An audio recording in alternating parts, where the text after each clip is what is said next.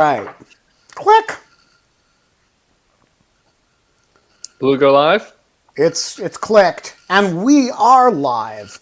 It is Friday, June. What is it? July 1st? Oh God. I think Be it's nice. July 1st, July 1st. 2022, 5:03 p.m. 2:03 p.m. in the land of the awesome wallpaper. And I have a little story about why we did it, which I don't have my copy of up here, or I'll just hold it up like this too. You guys can hold up your copies. This week on the Secret Podcast, or the Next Level, one of the Bulwark behind the paywall podcasts, Tim and Sarah and JVL had a conversation about whether anybody had read the book without first checking the acknowledgments to see whether they were named. I want to say that as the first person to admit this, I'm sure, in Tim's book tour, I checked the acknowledgments first thing. I'm not in there, and nor was I invited to the book party that Tim talked about, that Sarah talked about. But here's the thing. That's okay, because I made no meaningful contribution to this book to acknowledge. And Sarah made the book party sound so unpleasant in the heat that I was positively grateful. So this is our book party for Tim. Cheers. We are not allowed to have fun anymore, but we are allowed to have the greatest confessional novel since Yukio Mishima wrote Confessions of a Mask in 1946 about growing up as a gay kid in Imperial Japan. I trust that Tim will go on to better things than Yukio Mishima, who became a far-right, crazy fascist and actually committed seppuku in 1969, trying to overthrow the government. And Tim's confessional novel is about the other direction here. He starts out as a not far-right activist, but a right-wing activist. You know, the coming out does not induce self-hatred and the desire to become a fascist. It alleviates it. And Tim, I predict, will not, unlike Yukio Mishima, be ending. He's now fighting coups and preventing people from storming government installations and trying to overthrow the government. Thank goodness. This is all a long-winded way of saying buy the fucking book. Wow, there was a lot there to unpack. I also am not going to commit seppuku, as I mentioned in the book. I love myself way too much to do that. So, Confessions of a Mess, that sounds interesting. That actually sounds like the book I want to buy now after reading this. You said this is the best since then. No. Actually, Mishima is one of the great post-war Japanese novelists. Confessions of a Mask, which I think he was like 18 when he wrote, 19 maybe, is a horrifying and spectacular confessional novel about being gay in interwar years Japan during Mishima went on to write a number of amazing books, and some of them truly psychotic in character. And he did, in fact, try to launch a coup and committed seppuku. So this is the opposite political trajectory that you describe in your book, and I think it's a great counterpart. I'm honored to be compared to Mishima right now. I'd never heard of him before right now, but I'm honored to be compared to him, and I'm going to be marking it down on my to-read list. And I just want to say really quick, just a quick lesson learned on writing a book for everybody else. Maybe other people are going to write a book out there. You should spend more time on the acknowledgments. It would have been no harm. It would have been no sweat off my back to acknowledge the In Lieu of Fun community and the 653 times that we've been together over the past 3 years while I was writing this. I could have done it, and you guys are very meaningful, and I shouldn't have. It did not occur to me that people like Ben were going to turn to the acknowledgments first before they even read always. The book. In fact, there's a word for that. Yeah. Which is called Washington Read. The DC Read. The DC Read contains two components. One is you look yourself up in the index, and the second is you look yourself up in the acknowledgments. Now the true Washington Read is that's all you do.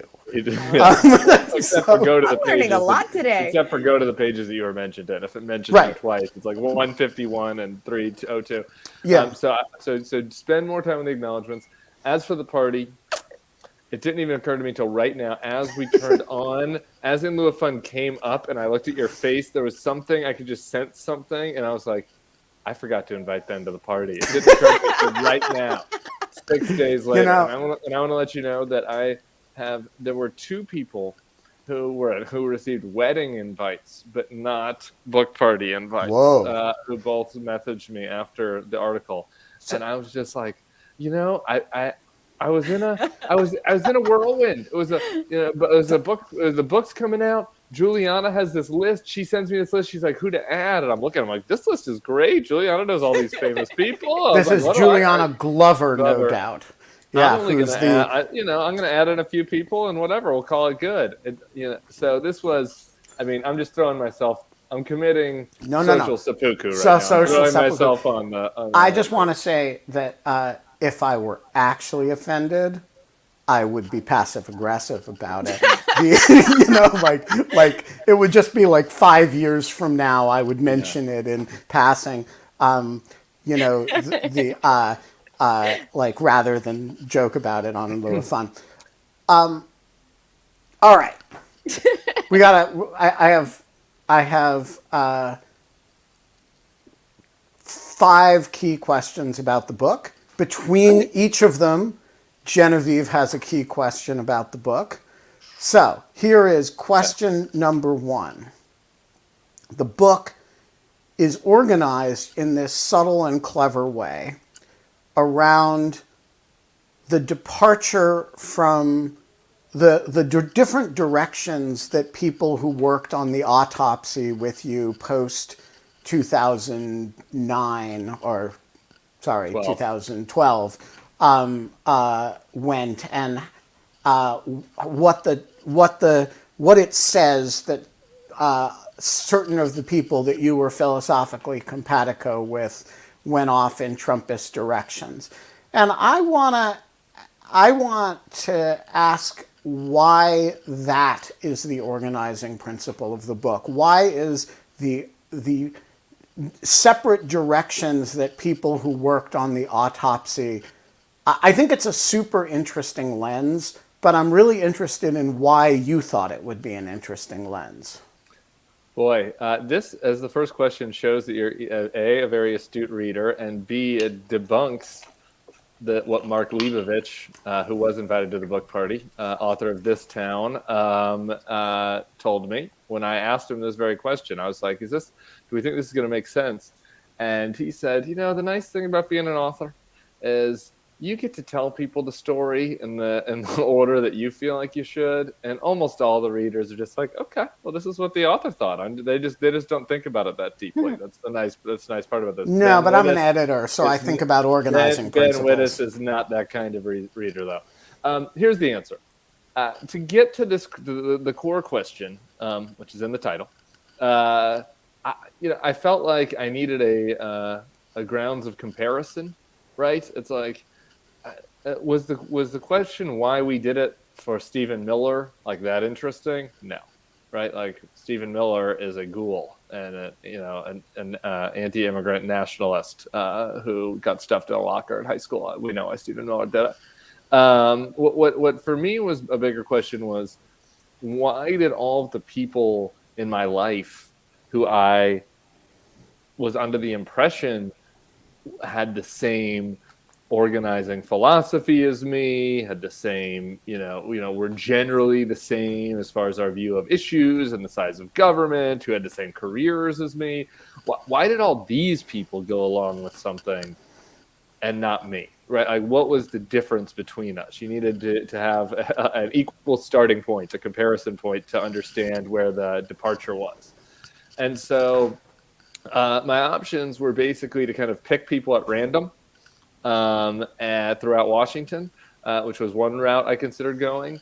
But that felt like it was almost mean to the people that I would have picked, right? Like, it was like, why did you pick these 7 people? Like, it was almost like a vendetta book, not a Mishima self-reflective, Bildungsroman. It was like Tim wrote a DC Byrne book, and maybe the next one will be a DC Byrne book, but I didn't want to do that. And so I had to come up with a vehicle for how do I choose, the people to feature to explain the different paths that we went. And I thought that it always struck me that was so interesting, the autopsy, regardless of the fact that the actual document ended up having no worth. It was like this moment, it was an inflection moment for the party. Like, are we going to go this way towards more of a, compassionate conservatism, center-right route, or are we going to go to the nationalist, far right route? And the fact that of all those people in that room, we went literally from being the spokesperson for Donald Trump all the way to I'm quitting politics and getting a tattoo that says "Speak Truth" and opening a bookstore in rural Florida. like that was a wide, different in the different trajectories, and so that's why I decided to kind of use that as the vehicle. How is that for an answer? I loved it. I think it's. So one of the cool things about the structure of the book is you actually never declare it. There's not the normal way to write this book would have been for the opening chapter to be about the autopsy, and then to say, we all went radically different directions, and this is kind of like the St. Elmo's fire of,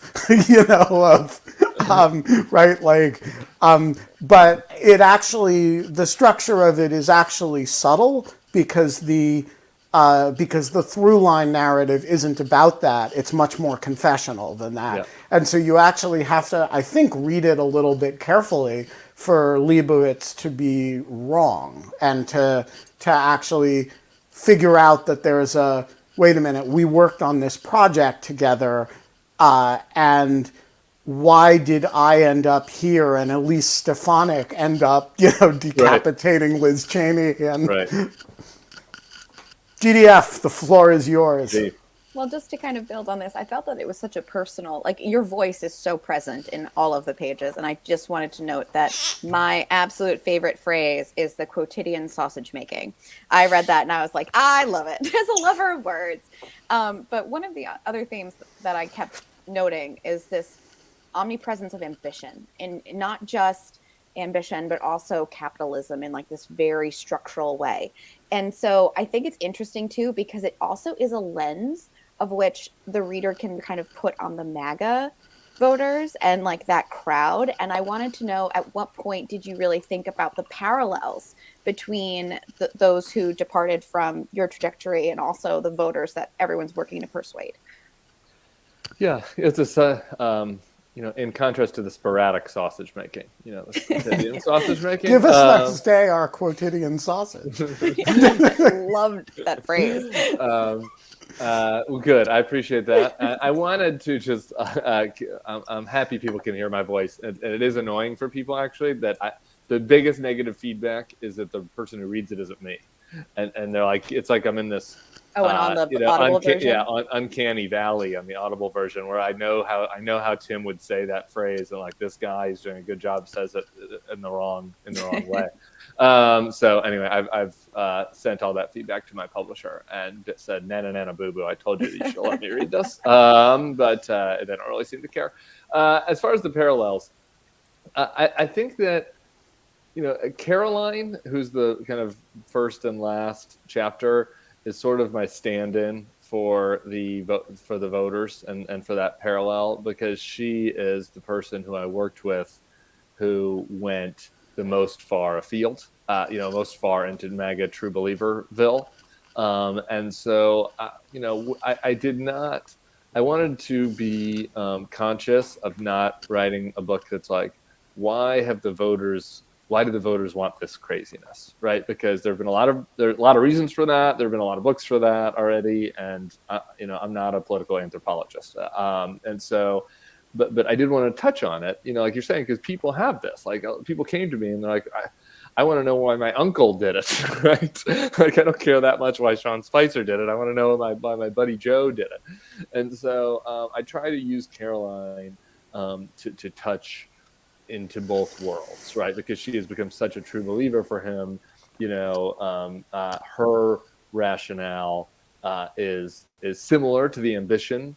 She has the ambition element that the other Washington characters have, but she also, has drank the Kool-Aid in the way that a lot of the voters have, and so kind of, and so our exchange, for people who haven't read it yet, which I guess is most everybody, it's only been out 3 days. I went and met her in Santa Monica, and we had 100 drinks and just were on the record for 7 hours, going back and forth about every issue and everything, and revisiting our whole lives. I thought we've always been on the same page, and so hopefully that kind of sheds a little bit of light into the mindset of somebody that is afflicted with the Washington rationalizations that I focus mostly on, but also has gotten wrapped up in the reasons why I think more actual real voters have attracted to Trump. Because the voters, for them, the demonization, the hatred of the left, all that stuff is much more apt for the voters than like,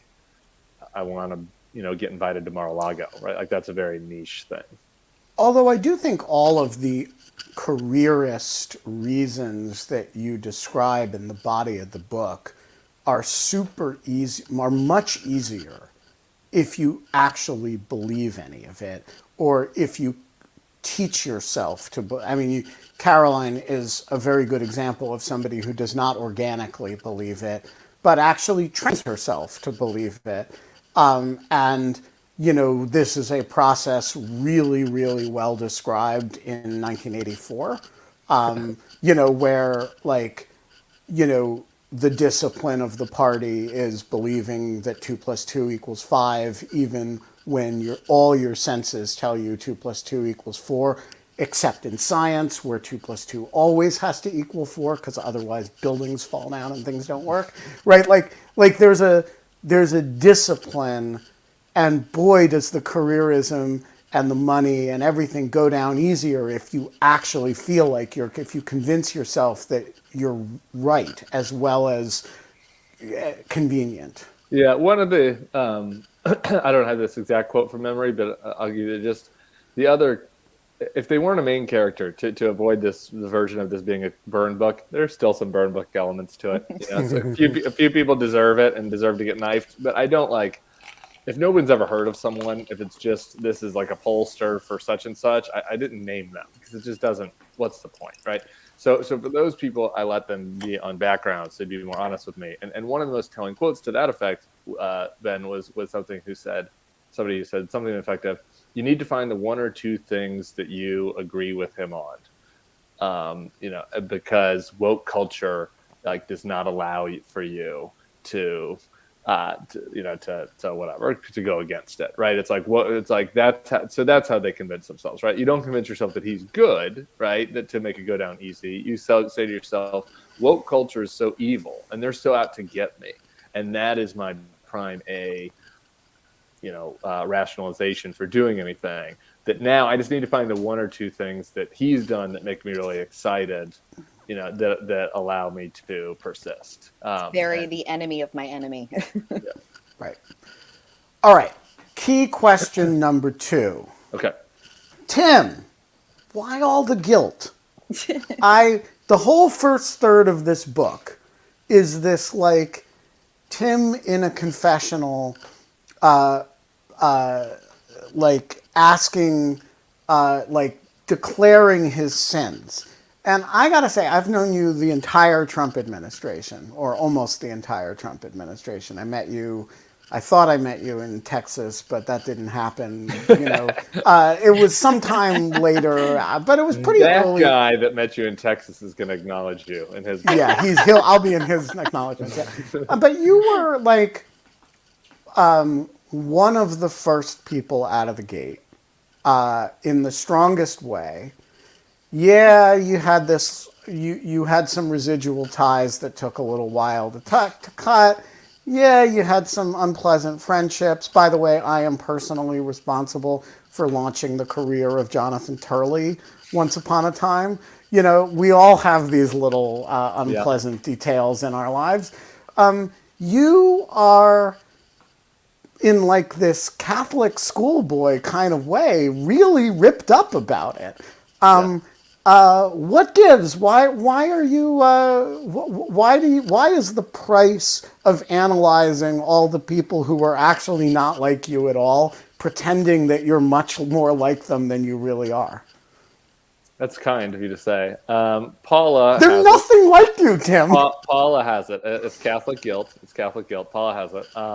I've had like multiple other people who grew up Catholic send me, like somebody sent me this Jesuit thing from Jesuit school that was like, your whole book is just like this thing from Kairos, and she sent it to me. She's like, you might not remember it from Kairos, but it's in your somewhere in your subconscious. And Michael Cruz wrote about this for Politico. He's like, you're like both priest and confessor in this thing, which I thought was a good line. I feel genuine guilt, and I actually don't think that's true, Ben. I appreciate you say that I'm not anything like them, but I don't think that it's true. I think I'm different in certain ways, but I think that the important thing for this book is to try to really, to not just I could have written the 10 biggest douches in Trump's Washington, right? And just number one, Trump. And just like annihilated them, right? And just wrote a brutal evisceration of all of their justifications and how stupid they all are. And that they would have deserved it, probably, because their justifications are stupid. But I didn't think that book would have any power, right? Because the point is that there are some people, not everybody in the book, but most people in the book, who are mixed. We're humans. Like we have good traits, we have bad traits, we have good impulses, we have bad impulses. And if things had gone a little differently, like they might have fallen on one side of the line or the other. And I think about this a lot. Had it been Cruz and asked me to be communications director, might ambition have led me to say yes? Maybe. I think maybe. I don't know. Probably. Maybe not, but maybe. And so that haunts me, the fact that that's true. That could have been, that really would have taken me down the Mishima path. And so I think that it's important, in order to best understand why they did what they did, that even though it was, of course, in a much more obvious and consequential than my kind of mistakes that I talk about, like me consulting for Ken Cuccinelli in a governor's race, not great. Obviously, far less consequential than like helping Trump overthrow the government. Okay, that's not a comparison. But the rationalizations that we used to do it were pretty similar, actually. And so that was what I was trying to draw out, and I thought that it gave the book a lot more credibility in the second half if I did that. Also, all these other I love all the Never Trumpers. They're all great, but I would have rather killed myself than wrote a book about how great I am. So that's just not in my makeup. Maybe that's my mother and Catholic school, and I don't know. But I never was going to do the country required people, stand up at this moment of choosing. That wasn't going to be. So one of the chapters is titled The Game, and I will not do spoilers because it's really worth the read. If you have not bought the book yet, please go buy it now. It is a wonderful read. But do you think that Americans have an appetite for substance anymore? Because there's so much reliance on pith. Ben Wittes, I don't know if you know this, Ben Wittes, there was a line in there that is very influenced by you that goes to this question, actually. About the different Washingtons. No, no, that wasn't it. It was during our lunch. You said this basically the same Genevieve question, which is like, there's not politics isn't fixable. You can't fix it. What's the point of writing about this, about how the game is corrupted, et cetera? It's not, it's not like we're going to have a big symposium. And I thought about that a lot, and I added about a couple of paragraphs at the end of that section, which is, or maybe I put it in a different chapter. I don't remember. But my answer is, you can still act with honor and integrity within a competition. And you can still understand if at the end of the competition, the winner is responsible for being a servant to everybody, including the people that supported the loser. You can still act as such, and there's a value to that. So, when I look back on George H.W. Bush's time, okay, this isn't perfect, right? That's not perfect what was happening then. There was certainly a lot of tough, Lee Atwater and those guys were certainly playing hardball, and they certainly went over the line at times. Like, at the end of the day, the people that were in charge and responsible prioritized the fact that they knew they had an obligation to the country and to the people that lived here and into history and to the Constitution. That is like gone, right? That has been completely inverted. And so what I'm calling for is not a move to a C-SPAN campaign where, it's all substance and whatever. But what I'm just saying is that the culture, the political culture and the political media culture needs a shakeup where people start again remembering, what the whole point of this endeavor is. And I didn't. All right. And I think that particularly in Republican culture, we see this a bit in the Democratic, but particularly in Republican culture, like you're almost mocked to bring that up. Right, like that's mock worthy to say we shouldn't do this thing that might help us politically because it would have a negative, potentially negative ramifications on the fabric of on the public narrative. If somebody said that in a meeting, like you'd be laughed at right now. And so that is what I was just trying to get at. That like if that is completely lost for it, then we shouldn't have been surprised that somebody who doesn't value that at all and who's much better at the game performance of it because he's from Hollywood was able to better us. Can I ask one follow-up question, and this will count as my next question? No. I apologize for going at it. So, this is the thing that I think is really interesting to me because we have so many substantive rights that are now in play with our Supreme Court, and it's something I think a lot of Republican politicians actually didn't believe would happen. And so, because if the dialogue was, well, maybe we should change our stance on abortion rights at a national level, which I think you do allude to, so there might be a spoiler there. Sorry, guys. But it is also one of those things that it's easy to campaign on something when the right is secured. It's much more difficult when there's going to be an actual like, oh crap, we could affect the change we're spouting. So do you think this will be a call to like maybe the better natures of the individuals running, or is it just more like I can get clicks on this? I think it's still I can get clicks on this. I just look at what is happening in tech. I just look at Ted Cruz and Greg Abbott's Twitter feed. After Uvalde, after San Antonio, that's real life death. These are real deaths, mass deaths. I'm not seeing anything from them that makes me think they're changing that. So no, I do think there's a little bit of an element of the dog that caught the car here, but I don't think they care. And I think that again, when you look at the characters that I write about, the consequences of all this stuff is not meeting these people's lives. Right? It's just not. Which is so bizarre. All right. I want to ask about the truly unsavory characters that you describe your relationships with. There's the most famous of them, of course, is Steve Bannon, but he's actually shockingly not the most unsavory of the bunch. you have some genuine weirdos in there, and I'm curious. Other than the conventional value of, it's a great narrative device, but what is the actual significance of the fact that you were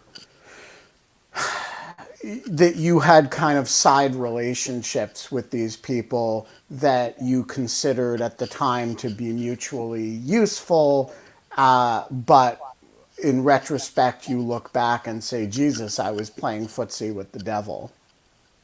Yeah.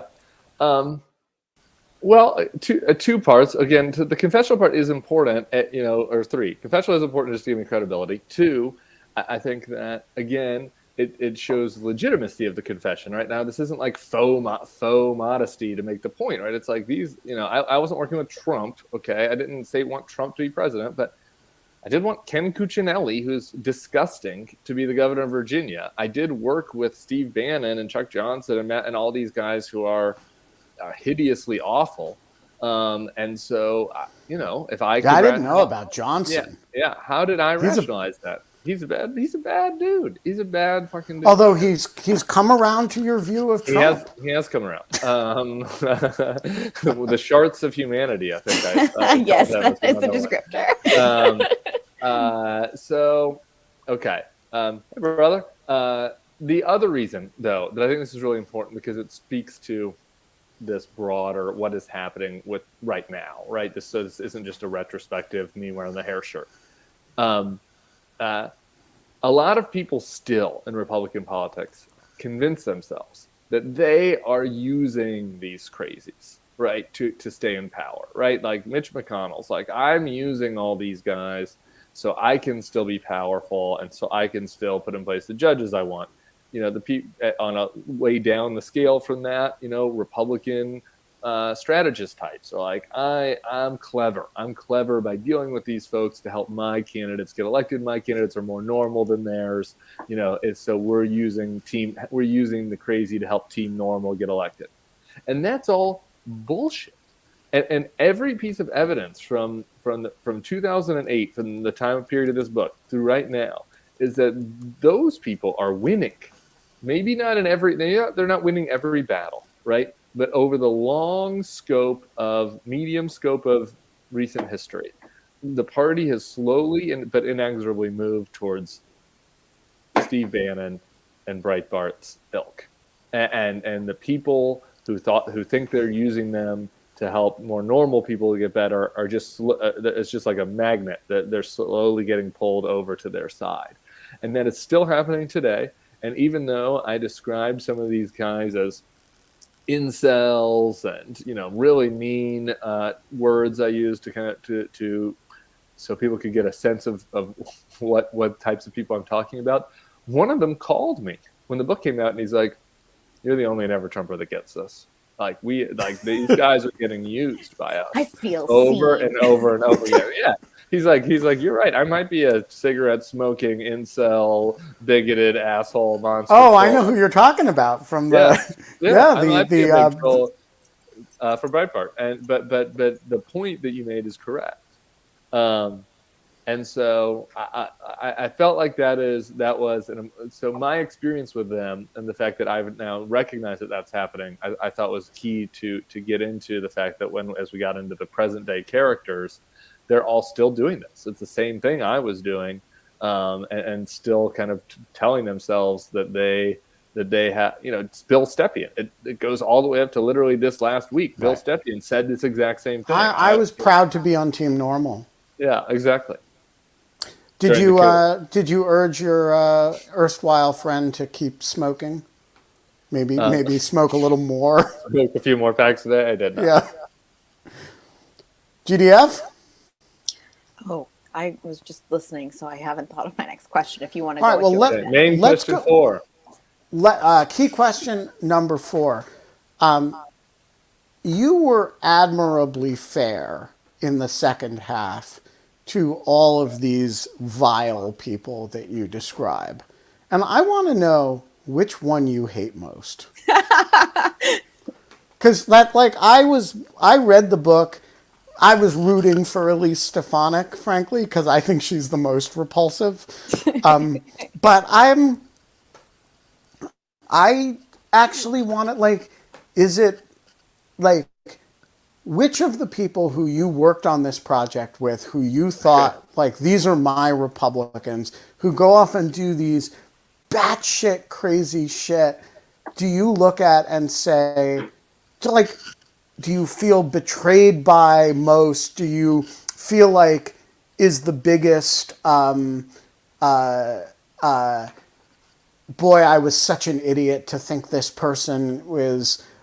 Who do you have the most contempt for? Who do you hate most in this? Got it.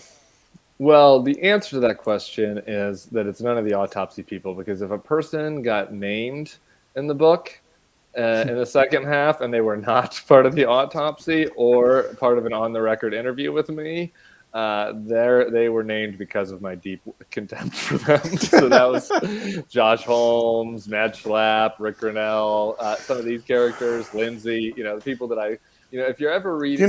Rick Grinnell really doesn't like it if you tweet pictures of your feet at him. So I try to do that every now and then.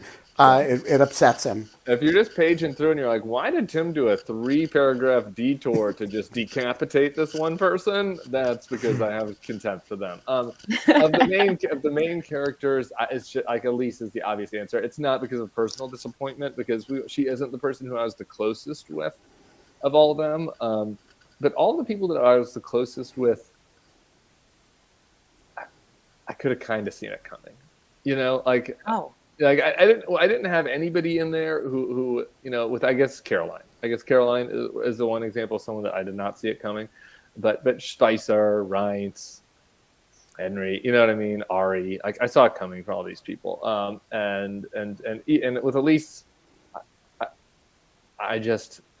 It's not that I didn't see it coming or that I really had great admiration for her. We were colleagues, not like close friends.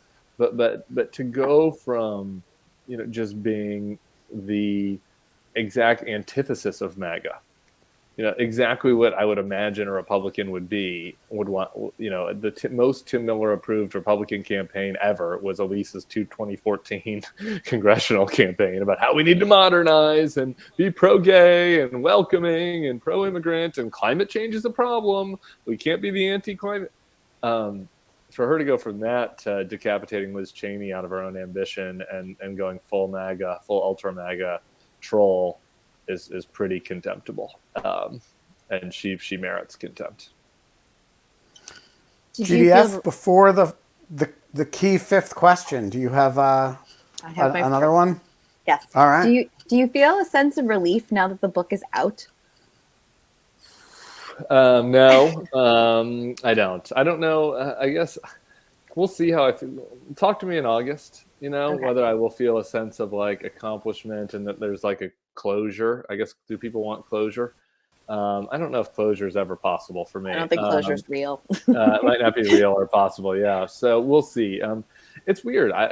Doing a book is really weird, just in the sense of I've obviously been in the spotlight in high profile ways before, but always, like, on behalf of a candidate or on, for some, like, this is the first time that people are just really, like, judging me and looking at a product that I did, and it's me that's on the line, and really only me, and it's personal. So it's been really amazing. I've had some amazing feedback that's been, like, super moving. I've almost cried a few times, but it's still been it's been a little unsettling still. So no, I don't feel settled yet. I definitely feel still a little unsettled. Has it changed the way you view the candidates? Yeah, thank you. Has it changed the way what? You view candidates? Again, giving a little more sympathy to them and understanding why they sometimes are overly cautious about showing themselves. A little bit. I don't think it's changed the way I view them, I guess, at all, because I always kind of knew, and having been around so many of them, that they processed things differently than I did as a staffer. But certainly it has made me feel a little bit more of a kind of, like, look back on that moment and be like, oh yeah, that's why he was so stressed right then, right? All right.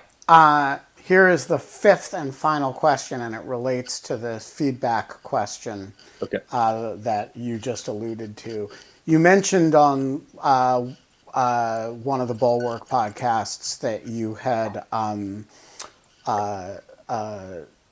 gotten some feedback from at least 3 people who told you they were read your book and were considering resigning and putting on robes and growing grapes.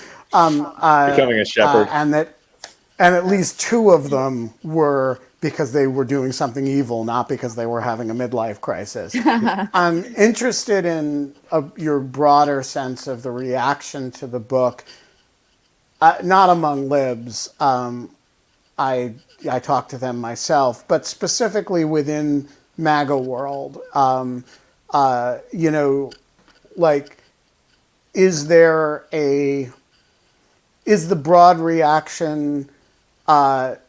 Are people engaging with it? Are they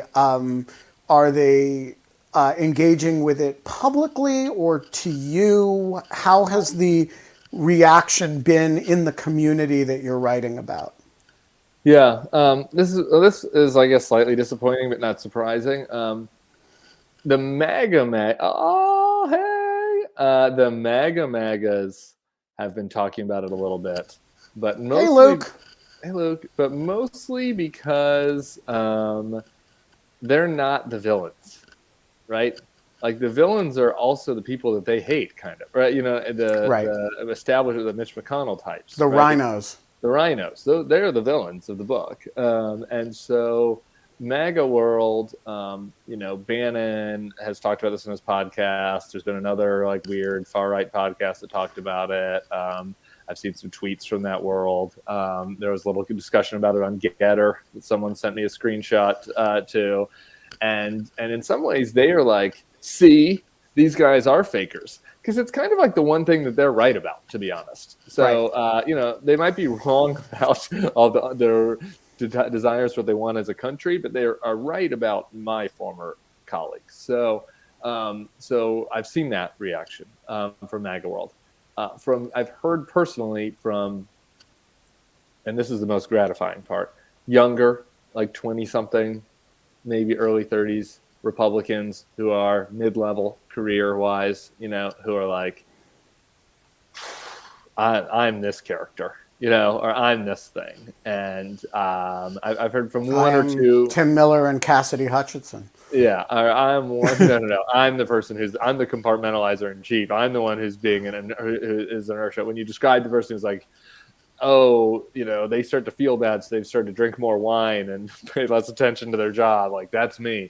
You know, like I've had a couple of those, and actually one of a older, more senior person, but maybe a half dozen of the younger, and that's nice and gratifying. We'll see if any of them actually, if it motivates any change. I didn't write the book to get some mid-level person in a random senator's office to quit their job and, you know, become and go tend to some sheep. But getting them to think about it is nice. But I've heard nothing from the the character level of the operatives, like the Mike Shields is, the Reince, the Sean Spicers, the Josh Holmes, this world, the establishment Republican consulting world that is the focus of the book. So I don't know if that means that they're just not reading it and ignoring it. So like, who cares what this guy, you know, or if they're reading it and feeling guilty about it. And they read it. But just don't care. They're on their boats. But I don't exactly know what the reaction is in that world.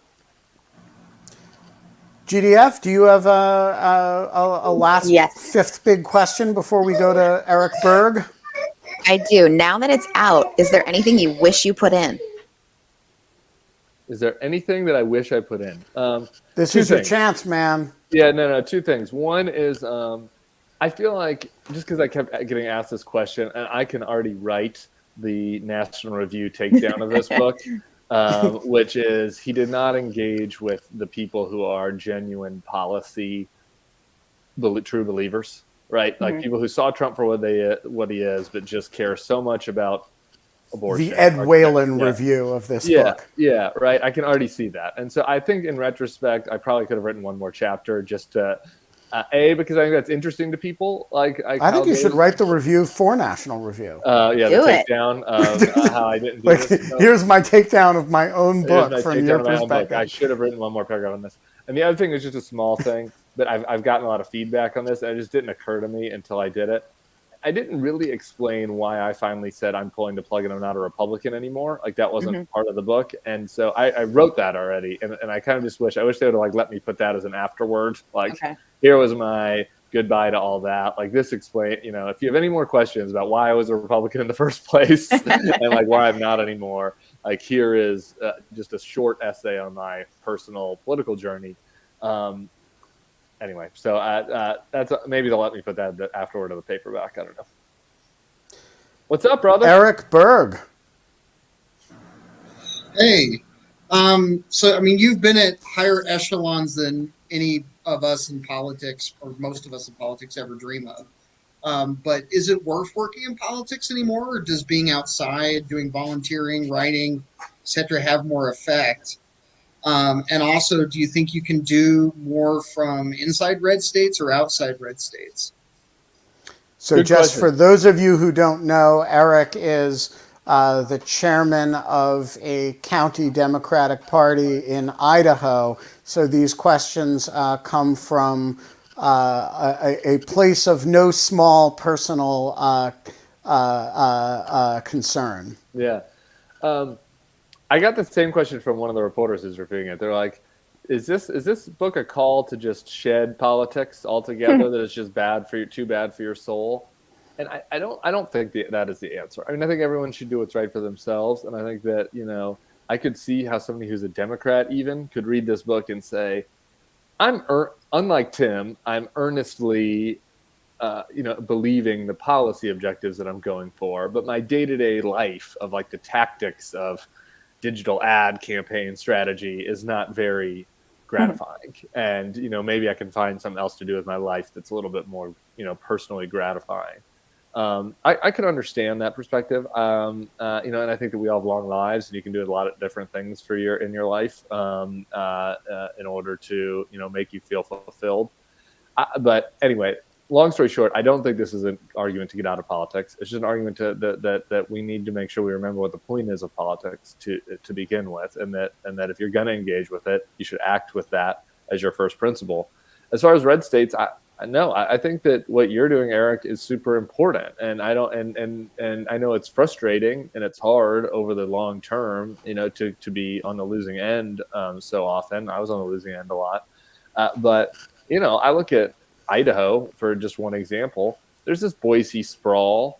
Is 2032 going to look like 2022 in Idaho? I don't think so, actually. I think that conceivably there could be change. I don't think it's going to happen next year or the year after that.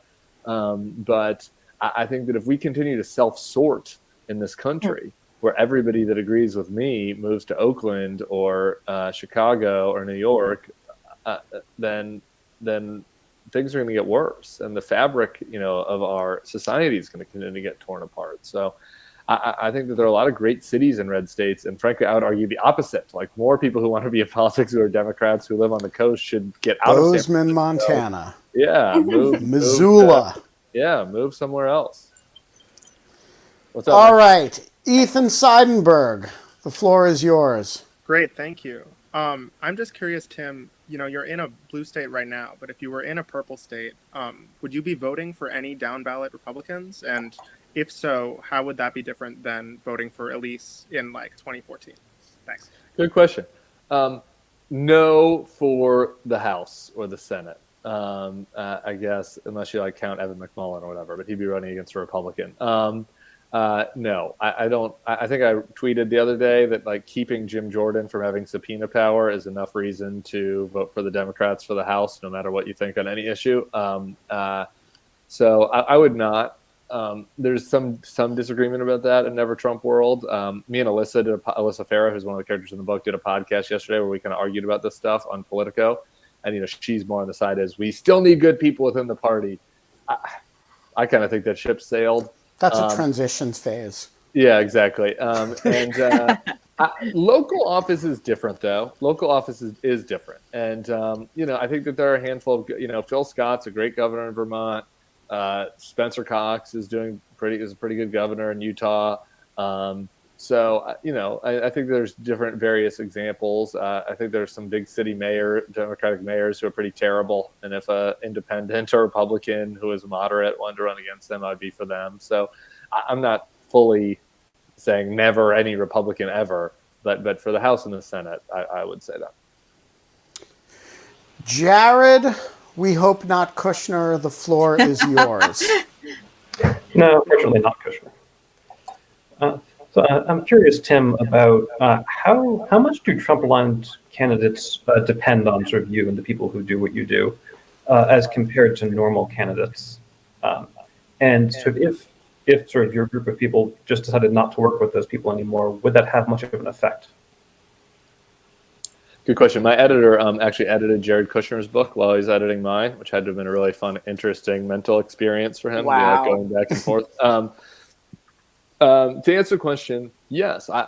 This is the fundamental point of the book, is that, or not the fundamental, but one of them is that these people are necessary parts of Trump's success. They're not the reason for it alone. Trump has his own world, and increasingly in Republican world, like the number of people like me and the characters in the book are going down, and the consultant class and the crazies are going up. But yeah, they are. On all these campaigns, you have mainstream people who do not want a MAGA autocracy consulting on these races, and if they all left the candidates with the D, F list people working on campaigns, I think it would make a difference. Now, on the margins, this is all campaigns are always on the margins, right? Like the only difference that a campaign staff makes is around 1%, 2%, 3%, right? Except for in extreme scenarios where you have like mass incompetence.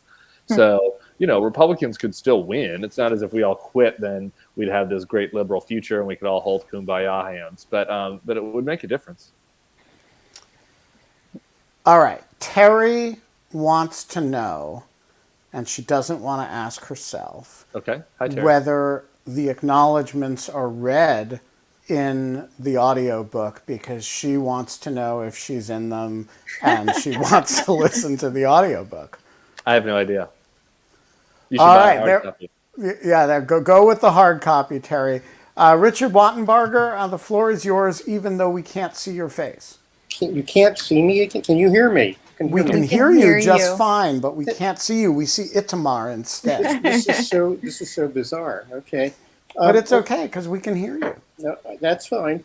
Well, actually, I look like Itamar, so.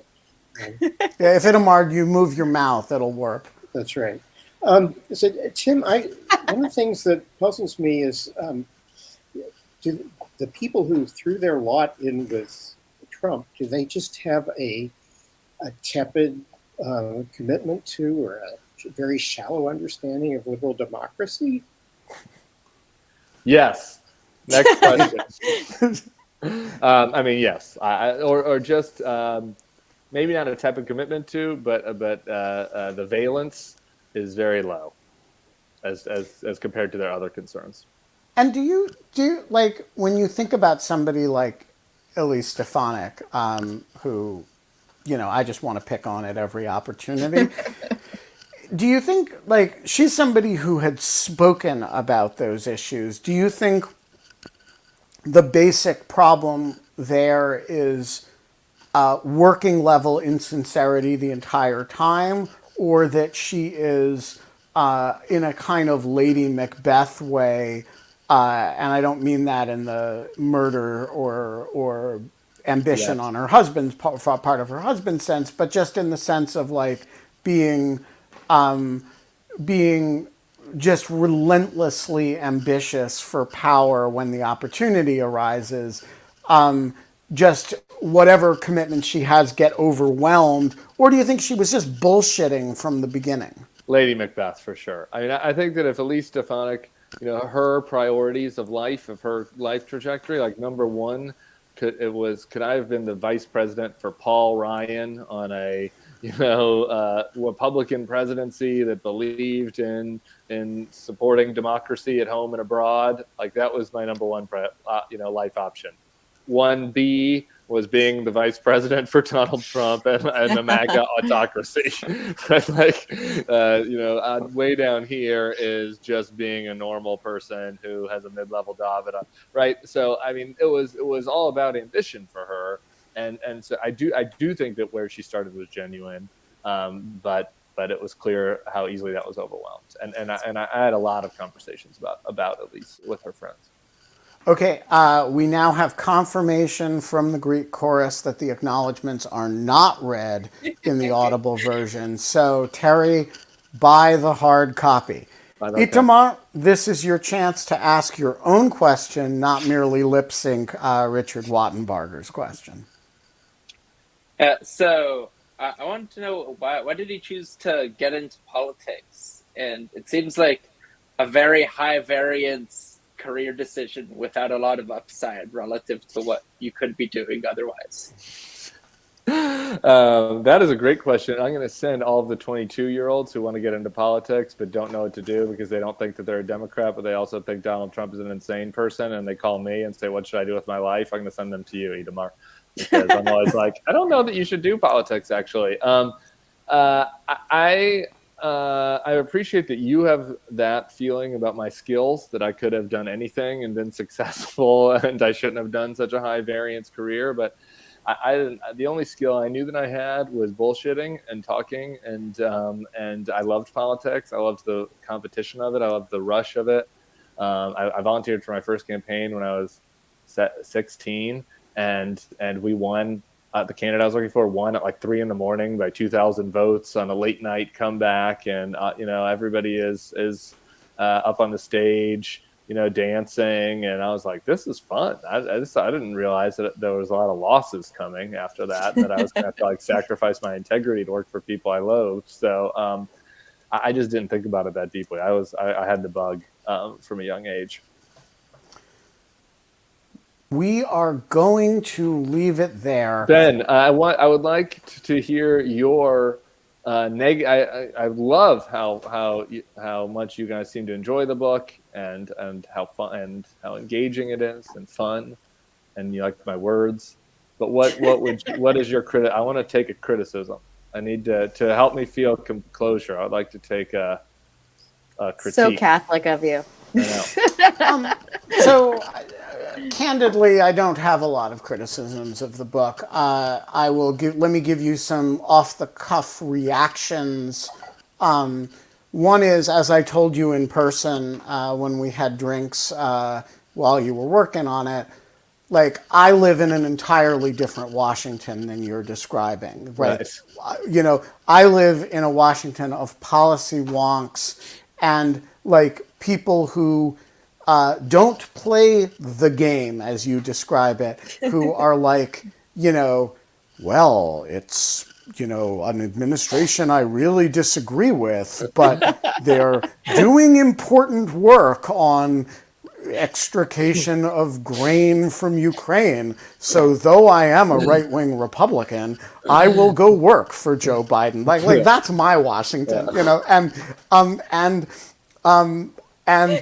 I am completely fascinated. No wonder you loved my book so much compared to all your other friends' books. I mean, this was like a goddamn beach read. I mean, you're just flipping pages. Well, it is. That is true, but it's like I'm always fascinated by the way these different Washingtons sit on top of one another. And one of the things is my Washington hates Tim's Washington really, really deeply, because.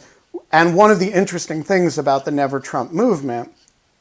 So one of the things that Sarah Longwell sometimes says about me is, when I first met Ben, I couldn't figure out what his politics were. And that was really disorienting for Sarah because she comes from, Tim's Washington, where you have teams and they play this game. And so one of the interesting things about, like, the people that I know who became Trumpists, I feel very deeply betrayed by.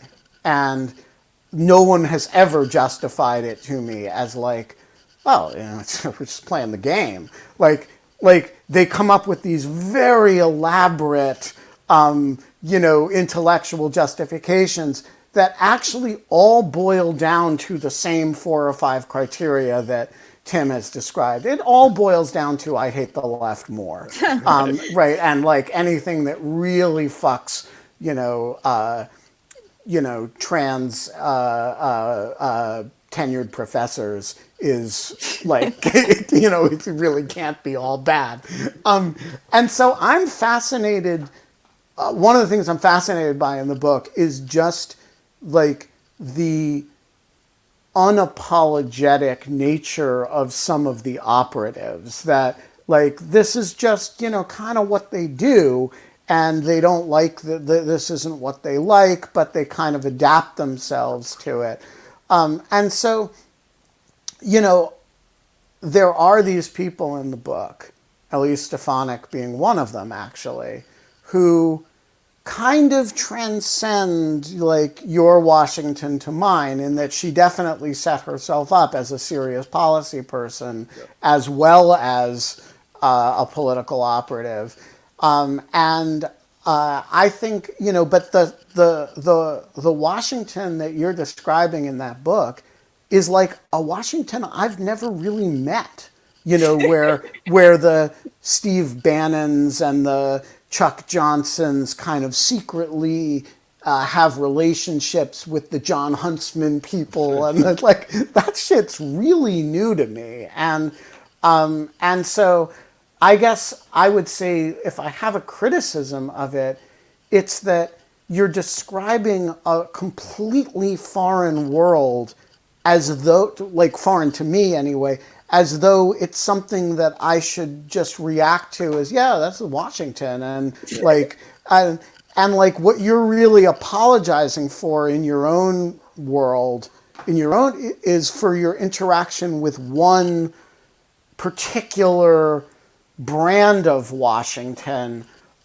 which is the staffer campaign consultant kind of nihilism world, which is nowhere held in greater contempt by the Washington that I live in, often on the same block. I'm sorry, I know we're over time. This goes to basically my own criticism myself, right? I should have done it like 2 chapters on your Washington and included it, because those people are irrelevant. It's just because it's like that's why those people so hate Tony Fauci. Yeah. Right. Yeah. Tony Fauci is my Washington. Yeah, and it would have, no. Anyway, well, we could do 2 hours on this, guys. I love America, and so I'm so happy. You're a great American, man. On 4th of July weekend, I love this country, and I will be posting, as I always do, Thomas Jefferson's letter on the eve of his death, and so everyone really enjoy our holiday weekend. We at least have 2 more 4th of Julys left as a free country,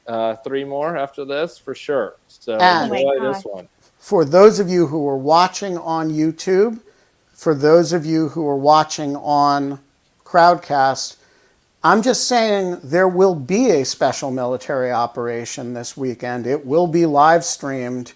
Keep your eye on the In Lieu of Fun feed. Keep your eye on my Twitter feed.